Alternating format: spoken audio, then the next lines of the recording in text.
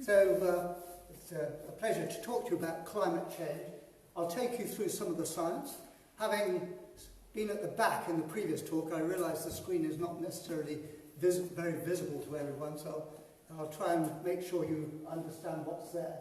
So what I'm going to do is start with climate science. What is the basis for the problem that we're all discussing here? And the curve that I hope most of you can see here is actually the amount of carbon dioxide in the atmosphere. And the curve starts back here in 1957, when it was first measured routinely, and up to the present day. And there's a wiggly line here, the red one, which is associated with there being more vegetation in the northern hemisphere than the southern hemisphere, and the vegetation sucks in CO2 in the spring, breathes it out in the autumn. So ignoring that annual cycle there, you see the black curve, and it's going upwards there.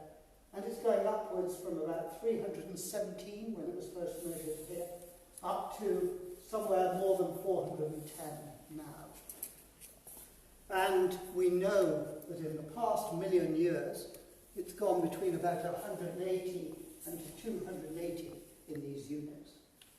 So we took the scene here when we started our activities, and we took it from 280 about up to 400, more than 410. That's about a 50% increase. And we know that's due to us from all sorts of ways.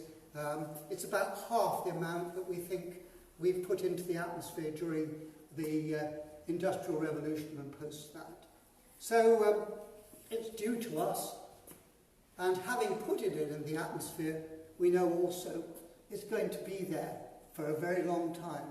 So every time you drive down the road with a petrol car or a diesel car, the carbon dioxide you produce is going to influence the amount in the atmosphere for the next 1,000 years.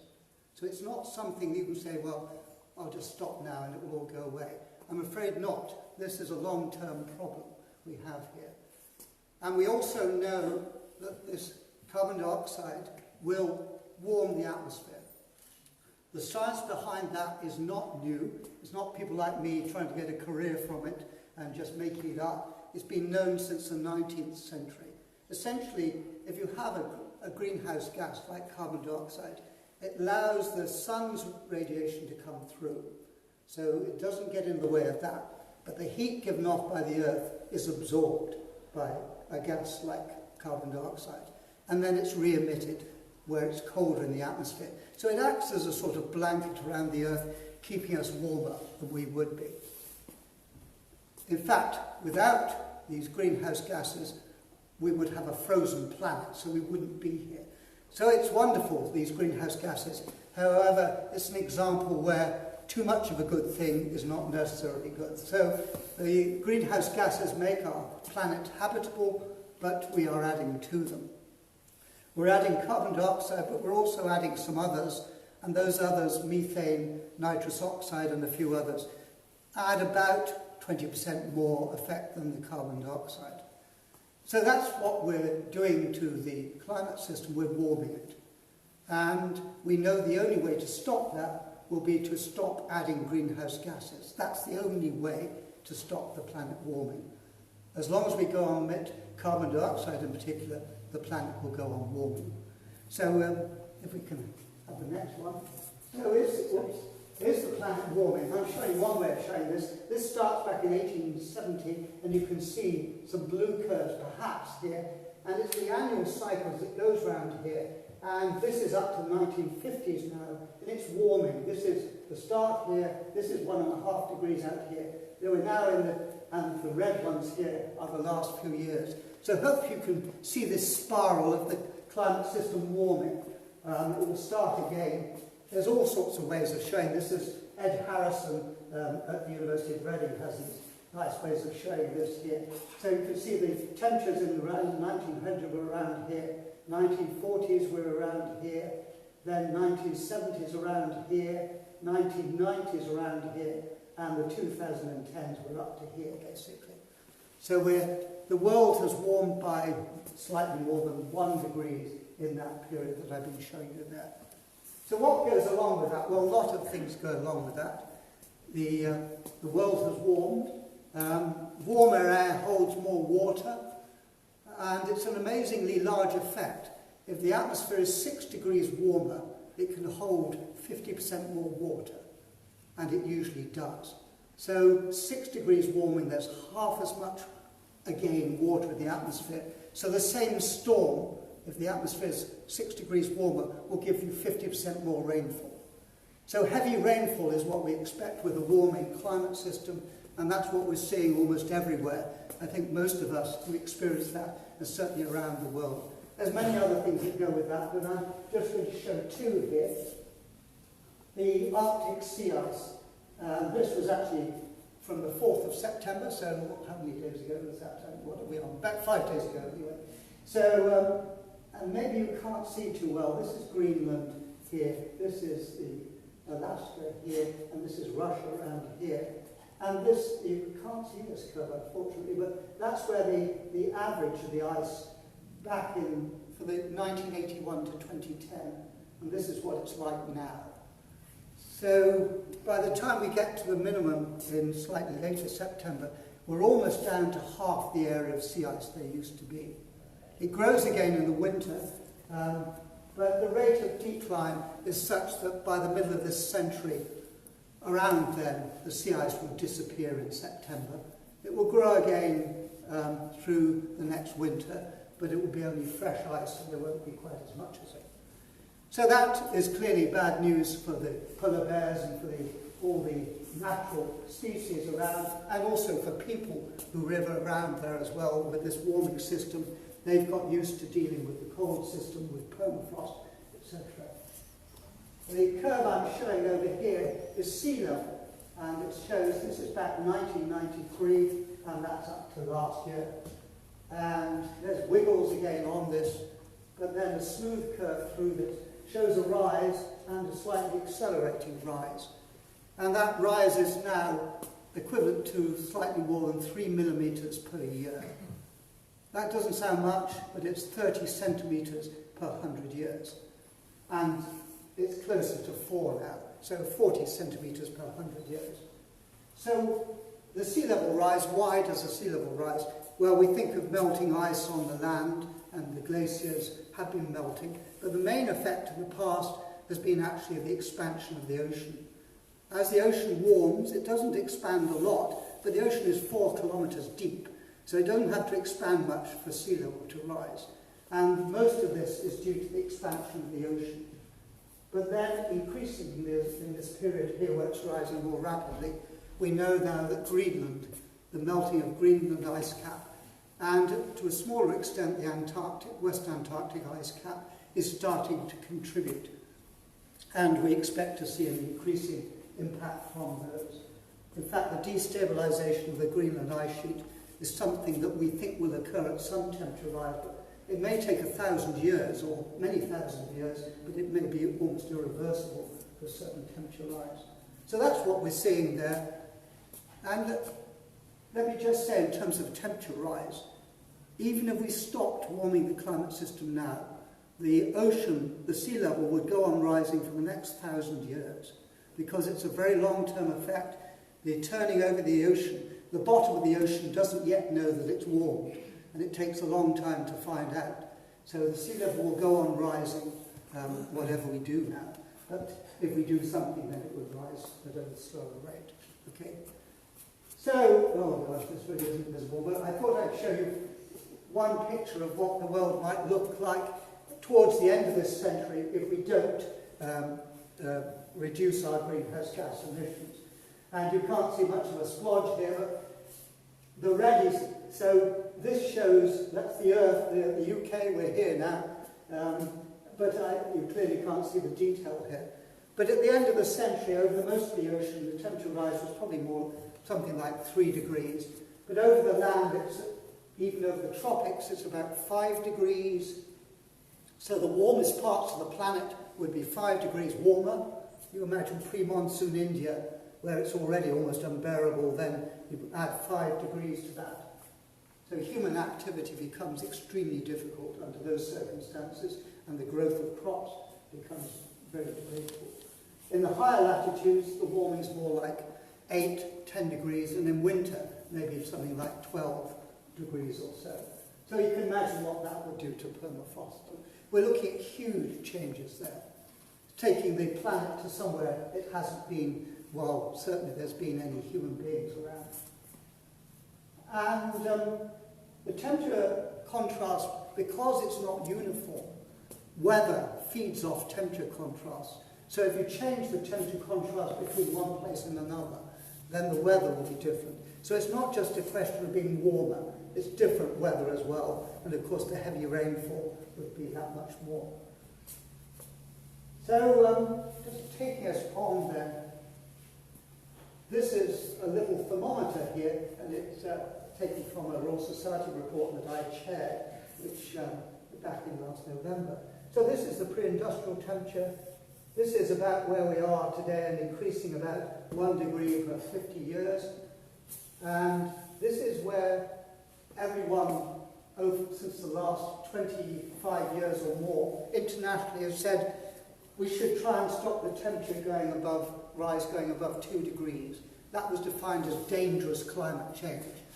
If you live on an island in the Indian Ocean, it's already dangerous because the sea level's rising. But anyway, internationally, that's what was agreed. And this is where we'll be by the end of the century if we keep going as we are and go beyond that.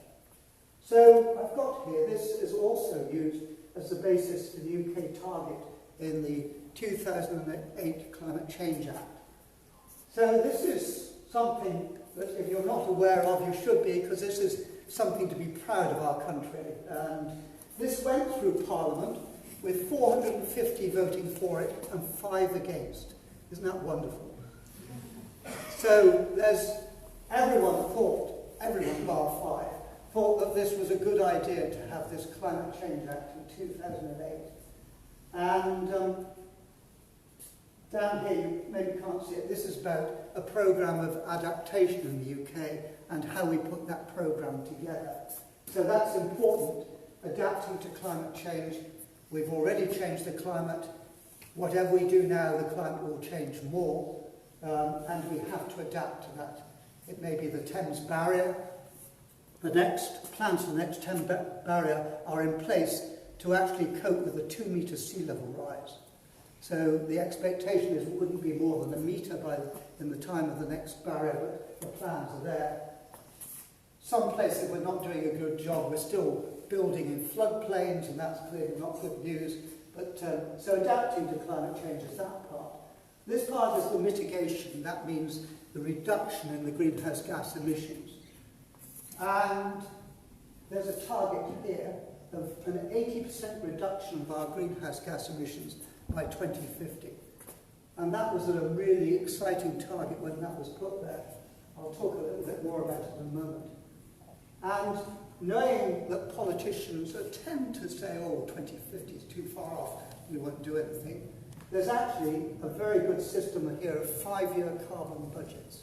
So they're already set up to the year 2032. So they're in place, those carbon budgets, to lead us on the way to the 2050 target. And the government of the day is legally required to have the policies to meet those targets, both these carbon budgets and the final target.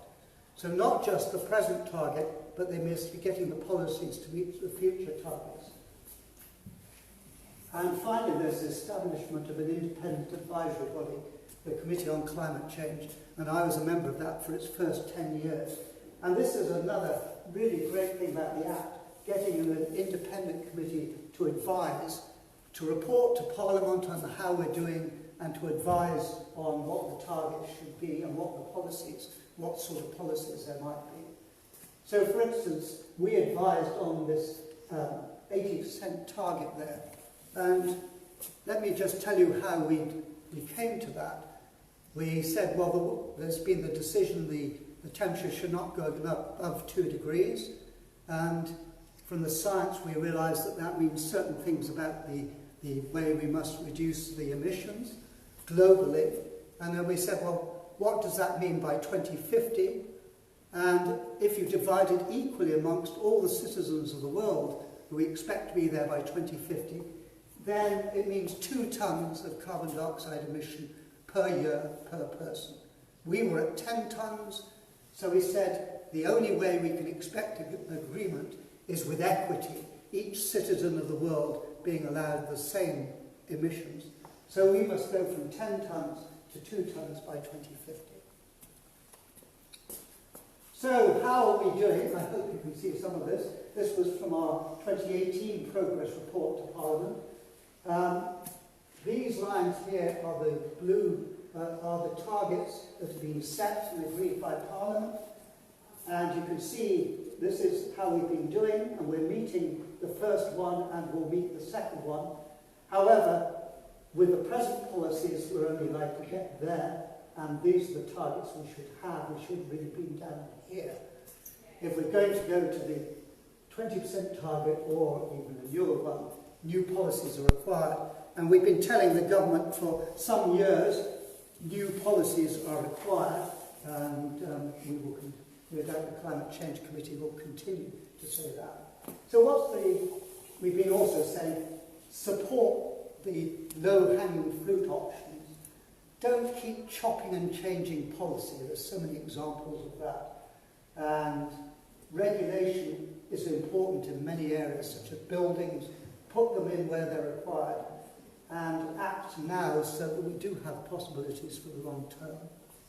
How have we been doing in the various sectors? Well, the success stories are electricity supply. And that's been a closing of the coal power stations. It's been the tremendous development of wind power, both onshore and offshore, and an increasing contribution from solar, and gas, and then nuclear. So we've managed to reduce our emissions by a larger proportion, 60%, in our electricity supply. And we need to continue that. There's been some success in waste by capturing methane, a little in industry, but most of that's to do to industry shutting down or anything else. And really, across the board here, there's almost no progress. Yet we know how to do it. Agriculture is more difficult, but buildings, our buildings would be laughed at in the rest of Europe for how much energy they need. And we know how to do it. The policies were in place that we should have zero carbon buildings by 2016. But in 2015, the government of the day got rid of the policy. So we've done nothing there. Transport. We know about electric vehicles. The petrol vehicle is much more efficient than it used to be. But look, it's even gone up. So the total lack of policies there to make this happen. We see bigger and bigger vehicles as they get more efficient. And the electric vehicles are ready to take off, and they certainly should be. So policies required there. So now we've seen this side of the thermometer before, but then we come to the Paris Agreement back in 2015. Tremendous agreement around the world, record time for a UN agreement to be ratified. And the agreement in Paris was that we should be aiming below 2 degrees, not 2 degrees itself, but below that. And even an aspiration that the rise should only be 1.5. Well, we're there now, so it's not very far away. And so that's what Paris said we'd like to do. Then another part of the Paris Agreement is to actually say to countries, well, what do you volunteer that what are your pledges for your emission reductions? And if you add those up, then they're below here, but even optimistically, they're 3 degrees or slightly more. So we haven't got there yet. However, there is a start. And an important thing is that in the UK will be the really important meeting after Paris will take place here in 2020. So that's something to look for in November, December 2020. And the big hope there is that the countries of the world will revise their pledges to bring them down to here. That's got to be the pressure, and that's the hope. So, why is it possible to do so much better than we thought before? Well, I put a picture of a windmill here, you probably can't see it, but the wind energy now, onshore and offshore, is so much more efficient than expected. Solar as well. So in most places of the world now, the cheapest way to create electricity is no longer using fossil fuel, it's using wind power and solar. That's the cheap way to generate electricity. So it's becoming easy to do the right thing, and that means that really takes off. The electric vehicle, you can see some of those. In my youth, the electric vehicle was the milk float, but now it's the Tesla. You know, so the exciting vehicle now is the electric vehicle, and that's really where the whole thing is going. Just amazing. I've driven one of those Teslas. Just an amazing thing. No noise whatsoever. You put your foot down there.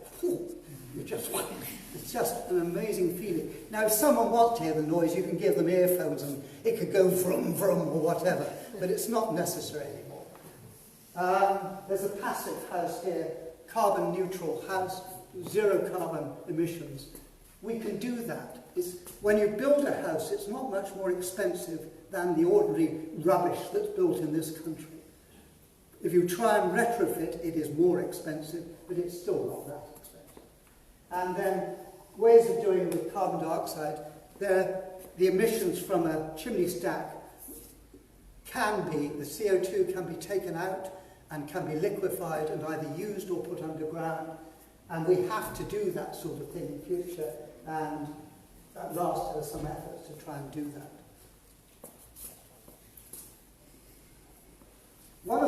So I've said the technologies have changed.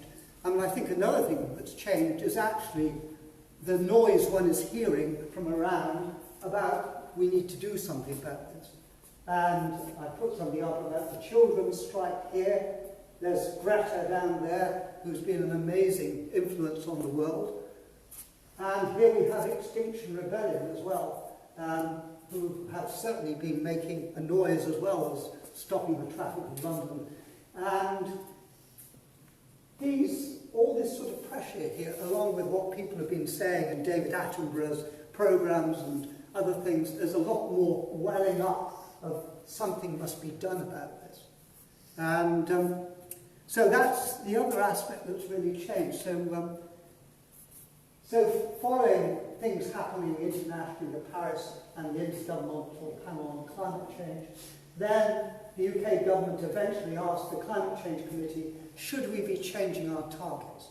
And in May of this year, the Climate Change Committee produced a report, and the answer they gave was, we should be aiming now no longer an 80% reduction, we should be going for a 100% reduction by 2050. And it's possible because of these advances in technology, we know how to do it now. It's also possible because many companies and the industries see the advantages of actually being the first movers here to actually go for the new industries, not flogging away on the old dirty ones. It's no longer muck is brass, or whatever the phrase was. You know, it's now clean is brass. That's where the money is in future, and that's the industries we have to develop. And the Climate Change Committee gave that argument, but they also gave another one that I'd like to tell you about too. But let me just explain these curves here. This is the emissions per person in the UK. So it was around 1990, around 14, and currently it's somewhere around slightly below 8. So nearly halved, which is impressive. And then this is the world average per capita emissions. So the UK emissions are just about down to the global average now. And the blue curves here are roughly where those emissions should go if we're going to hit 2 degrees, keep below 2 degrees, or the orangey ones here, or pink, whatever colour you can see, is if we're aiming for 1.5 degrees. And both of these say that in the second part of this century, the greenhouse gas emissions should go to 0, and even below 0 perhaps, but to go to 0 in the second half.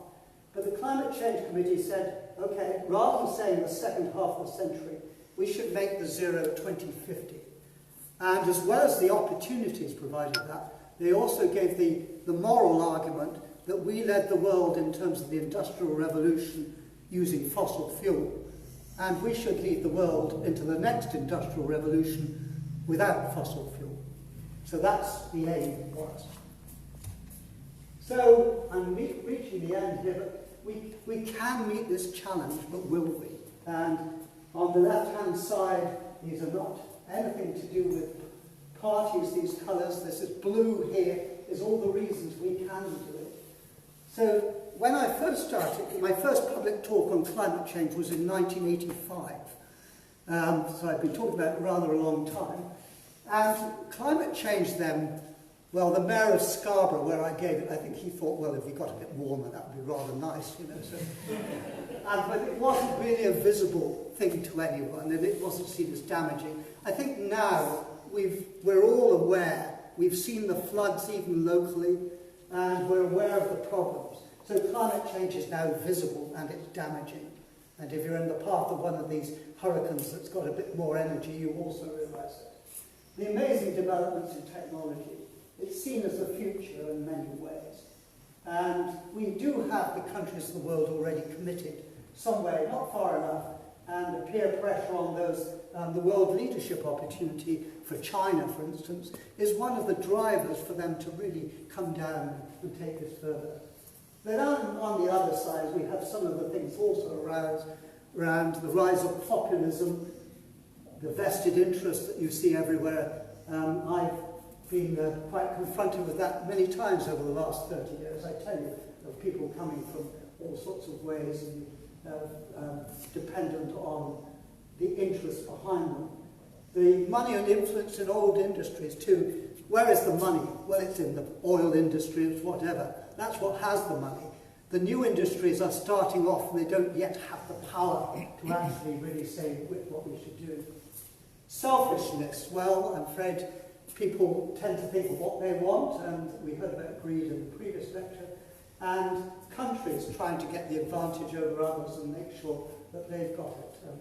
So we should keep our greenhouse gas emissions, those others can do it. You know, so, and a lack of concern for the future. I mean, we do have this challenge. Can we really think of someone else 100 years ahead? I mean, that's a challenge to our species, and it's one we've got to face. Economic problems, always, if we say, governments will say, okay, we've got a problem with the economy now, we'll come back to this in 5-10 years' time when we've sorted that out. We can't wait. The climate system cannot wait. And negotiations easily get bogged down, and I think we're all too aware of that too. So there's many problems there, but there's Greta again there, and I changed my talk to put her on. I thought this was rather nice. Of course we need hope. The one thing we need more than hope is action. Because once we start to act, hope is everywhere. Yeah, we need to act here, and we can do it. So I've been talking about a lot of things which are really quite a lot to do with government, but I thought I'd finish with what can people do. So this is something produced by the Institute I'm chair of at Imperial College, the Grantham Institute, and I've got 50 copies of this at the back, so you can take your copy away. So it's 9 things you can do about climate change. And number 1 is make your voice heard. So we live in a democracy. We should be telling our councillors, our MPs, our neighbours, anyone we can get, I think this is incredibly important and you need to do what you can. And then there's other things about what you can do. Eat less meat and dairy. It's not saying give it up completely. It's just saying be more moderate. It's better for your health as well. Cut back on flying. Again, don't say don't. It's just saying, well, think about it. Do you need to do it? And cut back on it if you can. Leave your car at home. Is there a public transport way of doing what you want to do, or walking, or cycling? Reduce your energy use and bills. Well, that's nice, isn't it? Yeah. So how do you do that? Well, is your home properly insulated? Are you using, when you go and buy the next refrigerator, are you looking for A++, or are you looking for a glossy cabinet? You have to decide what your priorities are. Open spaces. So again, important in our cities and our countryside as well. We have to protect those. They are important in the whole cycle of carbon dioxide and in the temperatures of a city, for instance. If we get rid of the green spaces in the city, that city can easily be many degrees warmer. And then everyone's grasping for their air conditioning, and that uses energy, and we're going further downstream. Planting trees is an important part of the UK programme, it should be anyway. If you have some money, think about how that money is really being invested. And that's increasingly important for many companies. They're starting to feel the risk as there's divestment threat or even happening. So consumption and waste, again, cutting them is clearly important. And number 9, again, is a bit like number 1. Talk about it. Don't just quietly get on in a little corner and do it. Just say, well, I've found this is good. Have you tried this as well? And whatever. So as I say, there's something there, there's a leaflet there that you can take away with you, and maybe you can follow up on the websites to find some more. It's a challenge for us, but we can do it.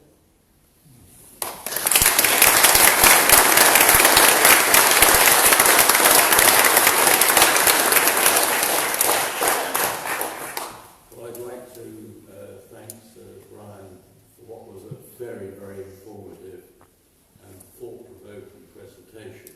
Now, we don't have a great deal of time, but we've got about 5 minutes. So, as before, if anybody's got a question, would you like to just lift your hand, and Fernando will come around with the microphone. We'll try and get as many questions in as we can. If not, I'm sure you'll be around for some more time. Grab Sir Brian outside afterwards. Okay, thank you. I wonder if you could just clarify if methane is just as bad as carbon dioxide as an emission. Okay.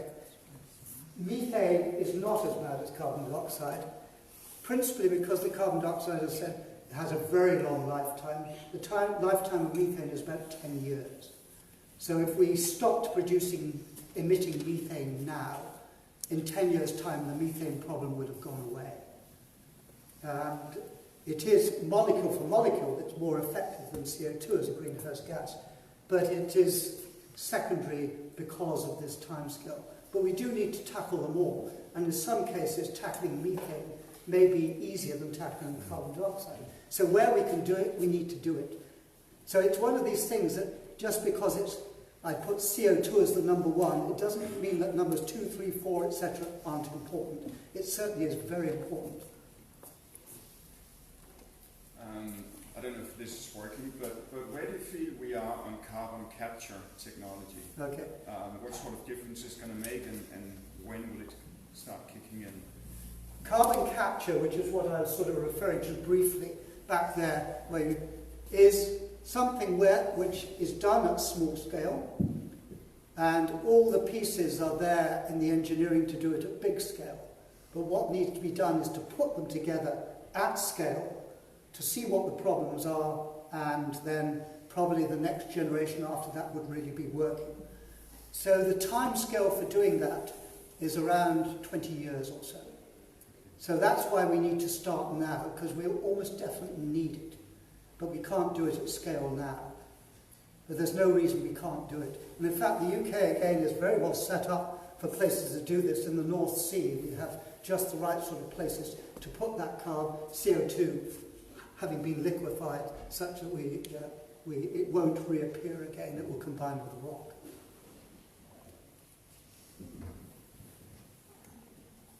You talked about the Act, the Climate Change Act. What's the point of having an Act which is legally binding without any penalties? Well, I think there's discussion of this at the moment about what happens if our Prime Minister doesn't obey law, and the point is that then can be a challenge in the courts. So the government could be taken to court, basically.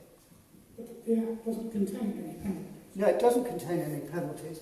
And in the end, I think in a democracy, again, it actually means it depends on this being an important issue for the people. If people say this is an important issue, the government of the day will cross it at its peril.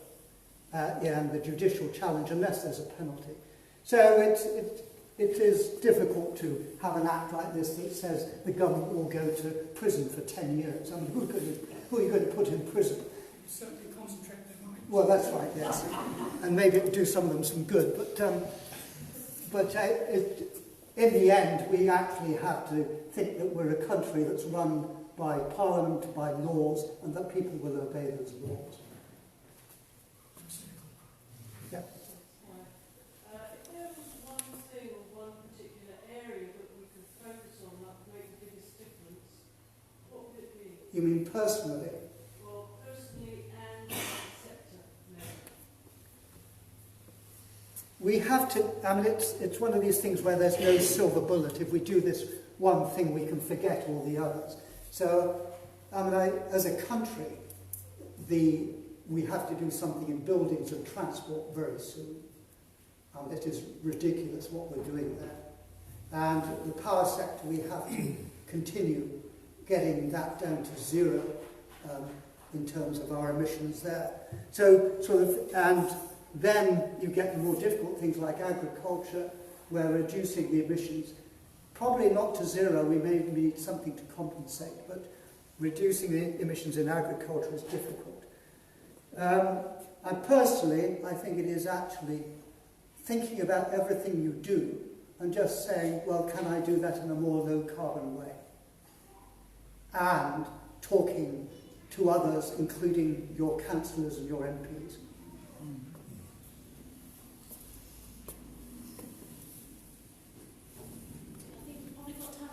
One more, yes. Just one more. Okay, well, I will hang around afterwards.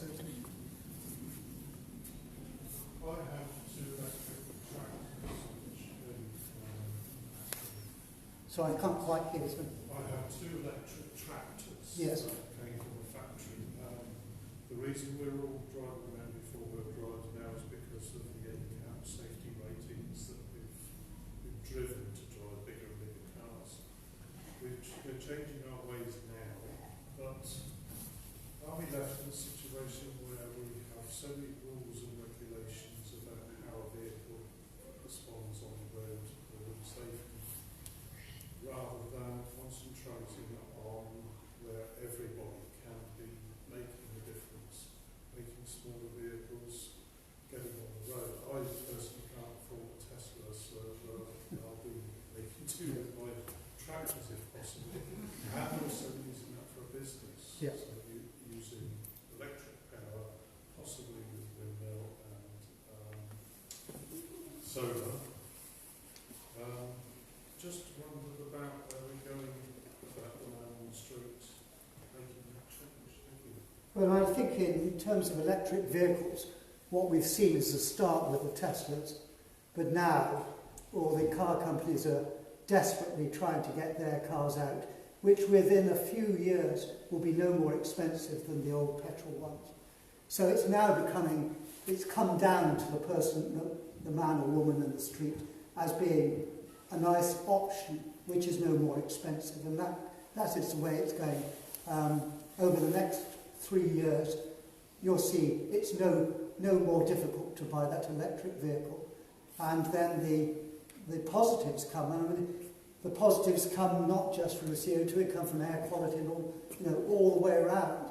I mean, it's incredibly pleasant vehicles to drive, and it's pleasant to be around those. So I don't think the regulations that we have will stop the electric vehicles coming in. If the petrol vehicles or the diesel could meet those regulations, the electric vehicle can. The change in battery technology, again, is just amazing, and that's enabled these things to be no heavier, or they won't be much heavier than the previous versions. So I think the changes in technology means it has come down to us all. Just as the mobile phone started off with those huge things that lasted 5 minutes before the battery went. Now there's more power on my phone in my pocket than on the supercomputer I used 30 years ago. So it's an amazing change, and that change has enabled us to do this. Thank you very much for answering those questions. I'm sure there are lots more. We have to move on though. We have a very tight schedule today. I would once again like to thank Mr. Bryan for coming along, talking to us and answering the questions. And I know you'll be willing afterwards